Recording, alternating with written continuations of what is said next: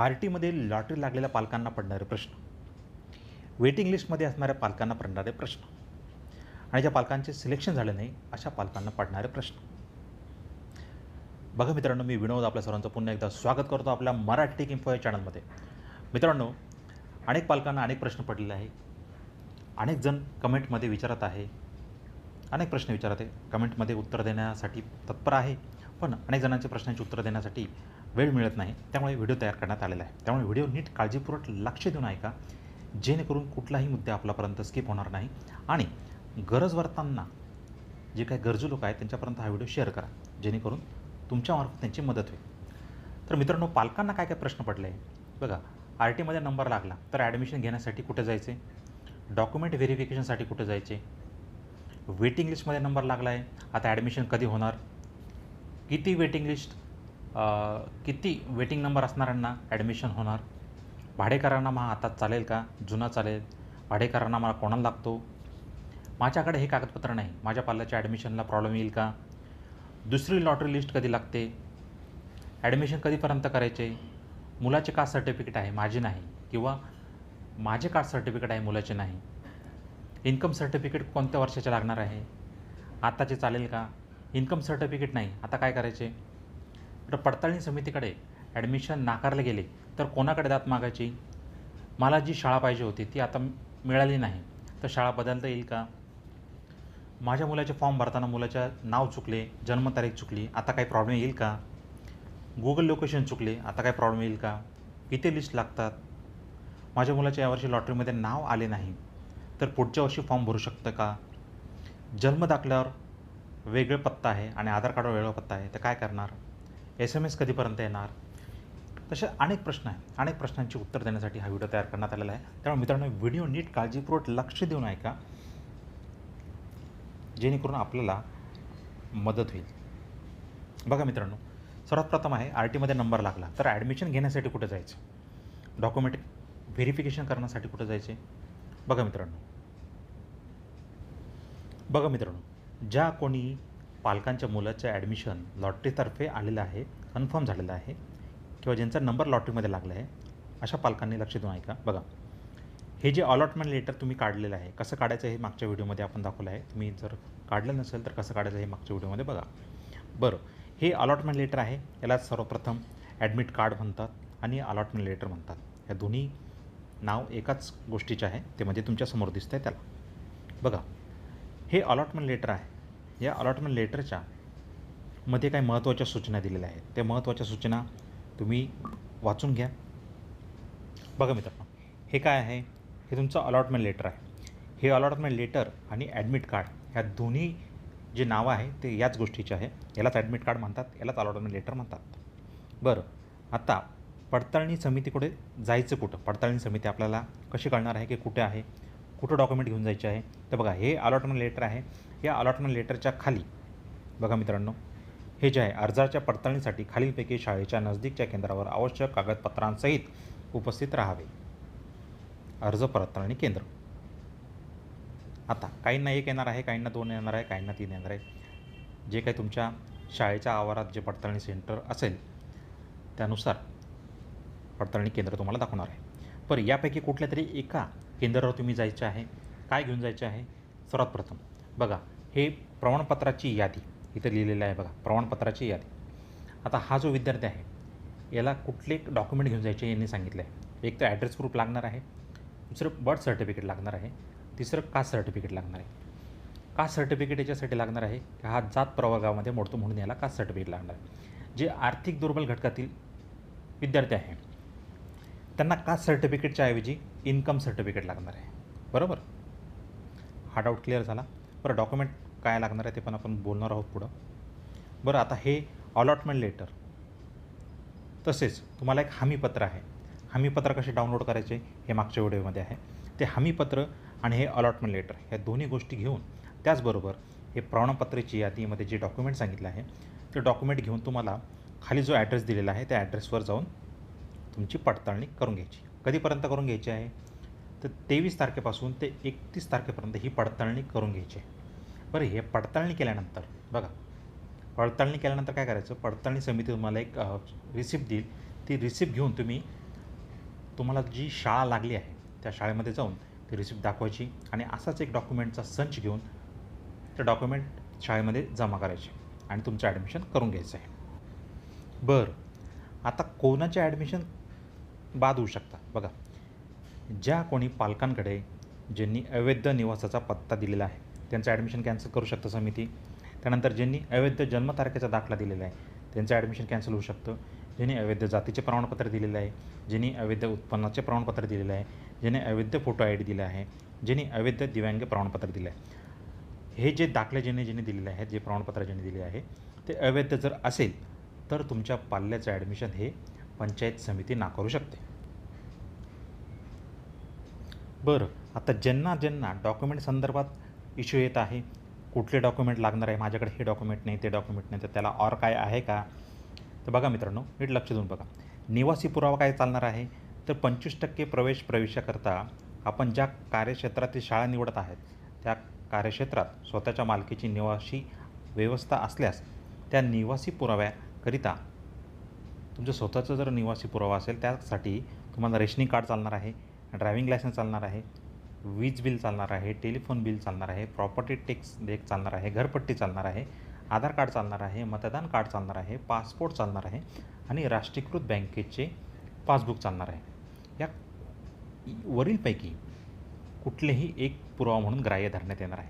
तुमच्याकडे तुमच्या ॲड्रेस प्रूफवर जो फॉर्म भरलेला आहे तुम्ही त्याच्यावर जो ॲड्रेस आहे तो तुमच्या या कुठल्याही डॉक्युमेंटमध्ये असेल तर तुम्हाला ॲड्रेस प्रूफची काही चिंता नाही, बरोबर. दुसरं, जे भाड्याने राहतात अशांसाठी काय आहे, जे भाड्याने राहतात आणि त्यांनी जो ॲड्रेस टाकलेला आहे तर अशांनी भाडे करारनामा हा चालणार आहे. पण भाडे करारनामा हा ज्या दिवशी तुम्ही फॉर्म भरला ज्या दिवशी तुम्ही RTचा फॉर्म भरला त्या दिवसाच्या अगोदरचा म्हणजे पूर्वीचा असला पाहिजे, कमीत कमी 1 दिवस तरी पूर्वीचा असला पाहिजे आणि त्याचा जो कालावधी आहे तो कमीत कमी 11 महिने किंवा त्यापेक्षा जास्त असला पाहिजे. बरं, हा भाडे करारनामा कसला पाहिजे, दुय्यम निबंधक कार्यालयाचा असला पाहिजे, ही अट आहे. दुय्यम निबंधक कार्यालयाचाच भाडे करारनामा चालणार आहे. दुय्यम निबंधक कार्यालय म्हणजे अनेक जणांना माहीत नाही, जिथे खरेदी विक्रीचे व्यवहार होतात जे कार्यालय असतं ना त्याच कार्यालयाचा भाडे करारनामा हा चालणार आहे. बरं, आता जन्मतारखेचा पुरावा बघा मित्रांनो, जो बॅकग्राऊंड साऊंड येतो आहे तो इग्नोर करा प्लीज. बरं, जन्मतारखेचा जो पुरावा आहे, जन्मतारखेचा पुरावा जो आहे त्यामध्ये ग्रामपंचायत जन्मतारखेचा दाखला चालणार आहे, महानगरपालिकेचा चालणार आहे, नगरपरिषद नगरपालिकेचा चालणार आहे, रुग्णालयातील ANM रजिस्टरमधला दाखला चालणार आहे, अंगणवाडीचा दाखला चालणार आहे, बालवाड्यातील रजिस्टरमधील दाखला चालणार आहे, आईवडील अथवा पालकांनी प्रतिज्ञापत्राद्वारे केलेले स्वयं निवेदन ग्राह्य धरण्यात येणार आहे, बरोबर. म्हणजे आता जन्मतारखेला काय काय चालणार आहे हे तुम्हाला कळालं. दुसरी गोष्ट म्हणजे जे सामाजिक वंचित जात संवर्गातील बालक आहे म्हणजे जे कास्टमध्ये येतात अशांसाठी कास्ट सर्टिफिकेट लागणार आहे. तर ते कास्ट सर्टिफिकेट कसले लागणार आहे, एक तर तहसीलदारचे चालणार आहे, उपजिल्हाधिकाऱ्यांचे चालणार आहे, विभागीय महसूल अधिकाऱ्यांचे चालणार आहे. बरं, हे कास्ट सर्टिफिकेट एक तर वडिलांचं पाहिजे किंवा मुलाचे पाहिजे, दोघांपैकी एकाचे असले तरी काही प्रॉब्लेम नाही. फक्त अट एवढीच आहे की हे जे कास्ट सर्टिफिकेट आहे हे परराज्यातील नाही पाहिजे. म्हणजेच जो जातीचा दाखला तुम्ही देणार आहे तो महाराष्ट्राच्या बाहेरचा ग्राह्य धरण्यात येणार नाही. बरं, जे आर्थिक दुर्बल घटकातील आहे अशांसाठी इन्कम सर्टिफिकेट लागणार आहे. इन्कम सर्टिफिकेटच्या अटी काय आहे ते बघा मित्रांनो. तहसीलदारचं इन्कम सर्टिफिकेट चालणार आहे, उत्पन्नाच्या दाखल्याकरिता पगाराचा दाखला म्हणजे सॅलरी स्लिपसुद्धा चालणार आहे, कंपनीचा किंवा मालकाचा दाखलासुद्धा ग्राह्य धरण्यात येणार आहे. फक्त अट एवढी आहे, जो इन्कम सर्टिफिकेट तुम्ही देणार आहे त्याचं उत्पन्न हे 1 लाखापेक्षा कमी असले पाहिजे आणि हा 2022-23चा चालणार आहे किंवा 23-24चा पण चालणार आहे, बरोबर. आता इन्कम सर्टिफिकेटचा विषय म्हटला. बरं, जे दिव्यांग पालके आहेत त्यांचं वैद्यकीय प्रमाणपत्र चालणार आहे. पण बघा, जिल्हा शल्य चिकित्सक किंवा वैद्यकीय अधीक्षक, अधिसूचित जिल्हा शासकीय रुग्णालय यांचे 40%पेक्षा जास्त दिव्यांगी असण्याचे प्रमाणपत्र लागणार आहे. बरं, आता जे पालकांनी ऑनलाईन फॉर्म भरताना सिंगल पॅरेंट किंवा एकच पालक अथवा विधवा, घटस्फोटित आई अथवा वडील यापैकी एक असा पर्याय निवडला असेल तर संबंधित पालकाचे पालकत्व स्वीकारलेल्या व्यक्तींचे प्रवेशासाठी लागणारे आवश्यक कागदपत्र ग्राह्य धरण्यात येणार आहे. बरोबर. त्यानंतर RT 25% प्रवेशाकरते विद्यार्थी पालक यांचे आधार कार्ड, आधार क्रमांक मिळण्याकरिता केलेल्या अर्जाची पावती घेणे अनिवार्य करण्यात येते. परंतु काही कारणास्तव पालक आधार कार्ड सादर करणे शक्य झाले नाही तर अशा प्रकरणामध्ये बालकाच्या आधार कार्ड करण्याच्या अटीच्या अधीन राहून बालकांना तात्पुरता प्रवेश देण्यात यावा. तात्पुरता प्रवेश दिल्याच्या दिनांकापासून 90 दिवसाच्या आत बालकाचे आधार कार्ड शाळेमध्ये सादर करणे बंधनकारक राहील. बालकाच्या आधार कार्डची विहित कालावधीत पूर्तता न झाल्यास RT 25% अंतर्गत दिलेला तात्पुरता प्रवेश रद्द करण्यात येणार. बघा मित्रांनो, ज्या कोणी बालकांकडे आधार कार्ड नाही तर त्या बालकांच्या आधार कार्डची जी स्लिप आहे त्याच्यानुसार तात्पुरता स्वरूपाचा प्रवेश हा देण्यात येणार आहे. पण 90 दिवसाच्या आत त्याला आधार कार्ड शाळेकडे सादर करणे बंधनकारक राहणार आहे. जर विहित कालावधीत पूर्तता न झाल्यास म्हणजे 90 दिवसाच्या आत जर तुम्ही आधार कार्ड सादर करू नाही शकले तर 25% अंतर्गत दिलेला तात्पुरता स्वरूपाचा प्रवेश हा रद्द करण्यात येणार आहे. हे लक्षात घ्या. बरं, जे अनाथ बालके आहे, अनाथ बालके वंचित घटक आवश्यक कागदपत्रे. अनाथ बालकांच्या बाबतीत अनाथालयाची किंवा बालसुधारगृहाची कागदपत्र ग्राह्य धरण्यात येणार आहे. जर बालक अनाथालयात राहत नसते तर जे पालक त्यांचा सांभाळ करतात त्यांचे हमीपत्र आवश्यक राहील. अनाथ बालकांच्या संदर्भात इतर कागदपत्र उदाहरणार्थ वार्षिक उत्पन्नाचा दाखला विचारात घेतला जाणार नाही. तर HIV बाधित आणि प्रभावित असल्यास आवश्यक कागदपत्रे: जिल्हा चिकित्सक, वैद्यकीय अधीक्षक, अधिसूचित जिल्हा शासकीय रुग्णालय यांचे प्रमाणपत्र ग्राह्य धरण्यात येणार आहे. हे अनिवार्यच आहे, ते लागणारच आहे. म्हणजे घटस्फोटित महिला पालक असल्यास आवश्यक कागदपत्र कुठले लागणार आहे ते न्यायालयाचा निर्णय. 2. घटस्फोटित महिलेचा आईचा पुरावा लागणार आहे. बालक जर वंचित घटकात मोडत असेल तर बालकांचे वडिलांचे जातीचे प्रमाणपत्र किंवा मुलाचे जातीचे प्रमाणपत्र चालणार आहे. आर्थिक दुर्बल घटकात असेल तर मुलाच्या आईचा उत्पन्नाचा दाखला ग्राह्य धरण्यात येणार आहे. बरं, न्यायप्रविष्ट असलेल्या घटस्फोटित प्रकरणातील महिला ज्यांचा अजून घटस्फोट झालेला नाही पण प्रकरण न्यायप्रविष्ट आहे तर अशा महिलांसाठी प्रकरण न्यायप्रविष्ट असल्याचा पुरावा लागणार आहे. घटस्फोट प्रकरण न्यायप्रविष्ट असल्याच्या महिलेला आता बालकाच्या आईच्या रहिवासी पुरावा चालणार आहे. बालक वंचित घटकात असल्यास वडिलांचे जातीचे प्रमाणपत्र किंवा बालकाचे जातीचे प्रमाणपत्र चालणार आहे. तसेच आईचं जर आर्थिक दुर्बल घटकात असेल तर आईच्या उत्पन्नाचा दाखला लागणार आहे. बरं, ज्या महिला विधवा आहेत त्यांच्या बाबतीत कुठले कागदपत्र चालणार आहे? पतीचे मृत्यूपत्र लागणार आहे. विधवा महिलेचा किंवा बालकाच्या आईचा रहिवासी पुरावा लागणार आहे. बालक वंचित घटकात असल्यास बालकाचे वडिलांचे जातीचे प्रमाणपत्र किंवा मुलाचे प्रमाणपत्र चालणार आहे जातीचे. बरं, बालक जर आर्थिक दुर्बल घटकात येत असेल तर बालकाच्या आईच्या उत्पन्नाचा दाखला लागणार आहे. बरं, ह्या गोष्टी क्लिअर झाल्या. बरं, आता डॉक्युमेंट संदर्भात कोणाला काहीच चिंता असणार नाही कारण डॉक्युमेंट काय काय लागणार आहे मी सविस्तर असं सांगितलं आहे. जर कळलं नसेल तर पुन्हा व्हिडिओ बघा. बरं, आता काही जण म्हणत आहे भाडेकरांना हातात चालेल का, जुना चालेल का? बघा, याचं उत्तर मी दिलेलं आहे व्हिडिओमध्ये. भाडेकरांना माझ्याकडे कागदपत्र नाही, माझ्या पाल्याच्या ॲडमिशनला काय प्रॉब्लेम येणार आहे का? जर तुमच्याकडे कुठले कागदपत्र नाही तर त्याला और काय आहे ते पण मी सांगितलं आहे, त्यामुळे त्याची काही चिंता करायची गरज नाही. बरं, ॲडमिशन कधीपर्यंत करायचं आहे? बघा, ॲडमिशन हे 23 तारखेपासून चालू होणार आहे. 23 ते 31 तारखेच्या आत तुम्हाला हे दोन्ही प्रोसेस करायचे आहे. एक तर पडताळणी समितीकडून तुमचं डॉक्युमेंट व्हेरिफिकेशन करायचे आहे. व्हेरिफिकेशन केल्यानंतर जी रिसिट देईल ती रिसिट घेऊन आणि इतर डॉक्युमेंट घेऊन तुम्ही शाळेत जायचं आणि त्याचं ॲडमिशन करायचं आहे. वेळ लावू नका. 31 तारखेनंतर तुम्हाला चान्स भेटणार नाही, त्यामुळे ह्या दोन्ही गोष्टी तुम्ही 31 तारखेच्या आत करायच्या आहे. कास्ट सर्टिफिकेट संदर्भात व्यवस्थित सांगितलं आहे. इन्कम सर्टिफिकेट संदर्भात व्यवस्थित सांगितलं आहे. बरं, आता पडताळणी समितीने जर ॲडमिशन तुमचे नाकारले तर काय करायचे?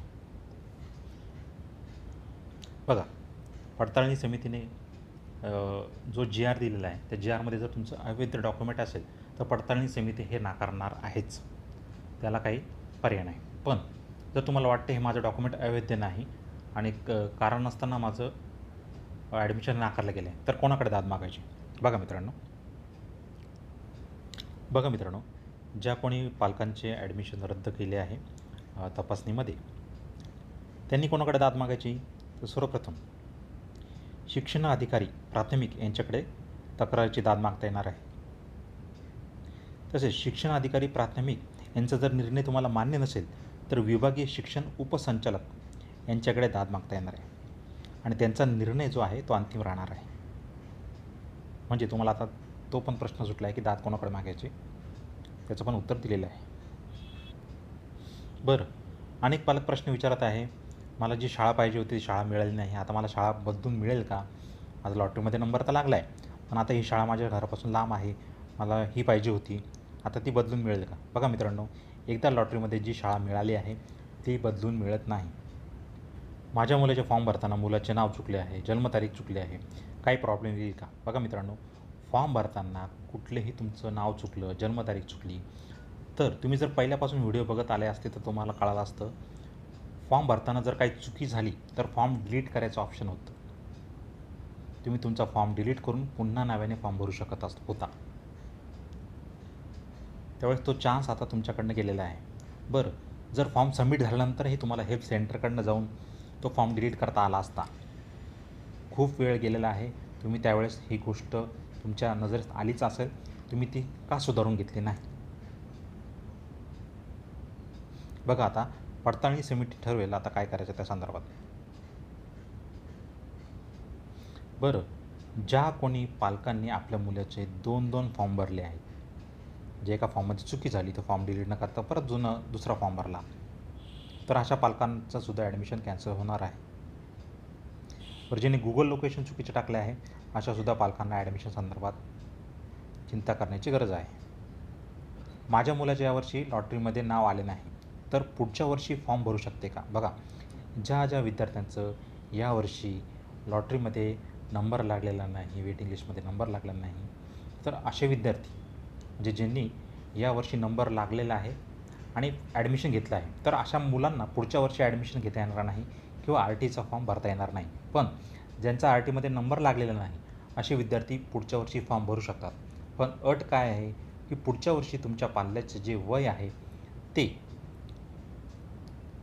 बसलं पाहिजे त्या क्रायटेरियामध्ये. त्या क्रायटेरिया काय आहे हे तुम्हाला नव्याने सांगायची गरज नाही, जुने व्हिडिओ आहे ते त्याच्यावरनं बघू शकता. तुमचं 31 डिसेंबरपर्यंत, पुढच्या वर्षाच्या 31 डिसेंबरपर्यंत तुमच्या मुलाचं वय हे 7 वर्ष 5 महिने 30 दिवसाच्या आत पाहिजे. बरं, अनेक जण म्हणत आहे जन्मदाखल्यावर वेगळा पत्ता आहे, आधार कार्डवर वेगळा पत्ता आहे, आता काय करावं? जन्मतारीख हे जन्माचं प्रूफ आहे, आधार कार्ड हा पत्ता म्हणजे रहिवासी प्रूफ आहे. त्यामुळे जन्मतारखेवर जो ॲड्रेस आहे ना आधार कार्डवर वेगळा आहे तर काही प्रॉब्लेम नाही. आधार कार्डवर जो फॉर्म भरताना जो ॲड्रेस टाकलेला आहे तुम्ही तो आधार कार्डवर असला पाहिजे. जन्मदाखल्याचा काही संबंध नाही, जन्मदाखला फक्त जन्माचं प्रूफ आहे. बरं, SMS कधी येणार आहे? बघा, 31 तारखेनंतर. म्हणजे आता तर अनेक जणांना SMS येत असतील, पण SMSवर अवलंबून राहू नका. ज्या कोणी विद्यार्थ्यांचं लॉटरीमध्ये नाव आलेलं आहे त्यांनी तत्परता दाखवा, तुमचे डॉक्युमेंट घेऊन जा पडताळणी समितीकडे, तुमचं ॲडमिशन कन्फर्म करून घ्या. बरं, जे वेटिंग लिस्टमध्ये आहे तर किती वेटिंग लिस्टवाल्यांना किंवा किती वेटिंग नंबर असणाऱ्यांचा नंबर लागणार आहे? बघा मित्रांनो, तसं काही नसतं. आता हे जे विद्यार्थी आहे ज्यांचे नंबर लागले, अनेक जण डॉक्युमेंट व्यवस्थित सादर करू शकत नाही, अनेक जणांनी चुकीचा फॉर्म भरलेला आहे, अनेक जण चुकीचे डॉक्युमेंट देणार आहे, कोणाकडे भाडेकरारनामा नाही, कोणाकडे निवासी पुरावा नाही, कोणाकडे कास्ट सर्टिफिकेट काढलेलं नाही, तर असे पालक जे आहे ते बाद होणार आहे. त्यामुळे ते जे विद्यार्थी या ॲडमिशनमधून बाद होतील त्यावेळेस या वेटिंग लिस्टमध्ये वाल्यांचा नंबर येणार आहे. बरं, आता किती नंबर असल्यावर तुमचा नंबर लागणार आहे याबद्दल काही सांगता येत नाही. बघा, मागच्या वेळेस काय झालं होतं, ज्या शाळेची 80 शीट वॅकंट आहे म्हणजे तुमची जागा 80 आहेत आणि 53वाल्या मुलांचंसुद्धा म्हणजे 53 नंबरच्या वेटिंग लिस्टवाल्यांच्या मुलांचंसुद्धा ॲडमिशन झालं होतं. पण हे क्वचित असं होतं आणि काही जणांचे जर खूप जागा शिल्लक आहेत आणि फक्त 3-4 जणांचेच वेटिंग लिस्टवाल्यांचं नंबर लागलं होतं. त्यामुळे असं फिक्स सांगू शकत नाही की एवढा वेटिंग नंबर आहे तर माझं ॲडमिशन कन्फर्म होईल का? बघा, झालं तर 50वाल्यांचं पण होऊ शकतं. मागच्या वेळेस तसं झालेलं आहे. 53वाल्यांचं सुद्धा वेटिंग लिस्ट पूर्ण झालेलं होतं एका शाळेमध्ये. तर काहींचं खूप जागा असूनसुद्धा फक्त 3च वेटिंग लिस्टवाल्यांचं वेटिंग नंबर लागलेला होता. बरं, आता जे विद्यार्थी 31 डिसेंबरनंतर ॲडमिशन ज्यांचे बाद झालेले आहेत त्यांचा विचार सोडून द्या. आता वेटिंग लिस्टवाल्यांनी काय करायचं आहे, तुमचे डॉक्युमेंट तुम्ही तयार ठेवा, कारण आता 31 तारखेनंतर तुम्हाला SMS येतील आणि तुम्ही तुमच्या SMS आल्यानंतर तुमचं अलॉटमेंट लेटर काढून घ्यायचे. सेम प्रोसेस आहे, प्रोसेस ऐकली असेल ते घेऊन तुमचं ॲडमिशन कन्फर्म करायचं. मग फिक्स असं सांगू शकत नाही की एवढ्या नंबरवाल्यांचं वेटिंग लिस्टमध्ये नाव आहे, तर एवढा नंबर असेल तर आता माझं ॲडमिशन होणार आहे का. बघा मित्रांनो, थोडक्यात सांगतो, 10पर्यंत असेल, 10-15पर्यंत तर ठीक चालेल. पण कधी कधी असं पण होतं 10च्या वरतीसुद्धा 50पर्यंत पण गेलेले आहेत. कारण जर डॉक्युमेंटमध्ये चुकीचे डॉक्युमेंट सापडले तर पडताळणी समिती त्या मुलाचं ॲडमिशन बाद करतं आहे. त्यामुळे ते फिक्स सांगू शकत नाही. बरं, आता यांनी काय सांगितलं आहे, जर एक वेटिंग लिस्ट निघाली आहे वेटिंग लिस्टची, तर दुसरी निघते का. बघा मित्रांनो, पहिल्या वेटिंग लिस्ट नंबरमध्ये जे काही पालक आपले अर्ज भरलेला आहे त्याचे डॉक्युमेंट जर सादर करू शकले नाही तर दुसरी वेटिंग लिस्ट निघते. त्यामध्ये पण जर ॲडमिशन शीट व्हॅकंट राहिल्या तर तिसरी वेटिंग लिस्ट निघणार आहे. पण हे खूपच क्वचित आणि कमी होतं. बघा मी तुम्हाला दाखवतो. बघा मित्रांनो, इथं स्पष्ट केलेलं आहे, RT अंतर्गत 25% राखीव जागेवरील प्रवेश प्रक्रियेसाठी एकाच टप्प्यात लॉटरी काढली जाईल. तसेच शाळेत RT अंतर्गत उपलब्ध जागे एवढी एक प्रतीक्षा यादी म्हणजे एक वेटिंग लिस्ट तयार केली जाईल. लॉटरी लागलेल्या विद्यार्थ्यांचा प्रवेश घेण्यासाठी पुरेसा कालावधी देण्यात येईल. या कालावधीमध्ये विद्यार्थ्यांनी प्रवेश घेऊन शाळेत रिक्त जागा राहिल्या असतील तर पहिल्या प्रतीक्षा यादी म्हणजे पहिल्या वेटिंग लिस्टमधील अनुक्रमे विद्यार्थ्यांना प्रवेश देण्याबाबतचा मॅसेज पाठवला जाईल.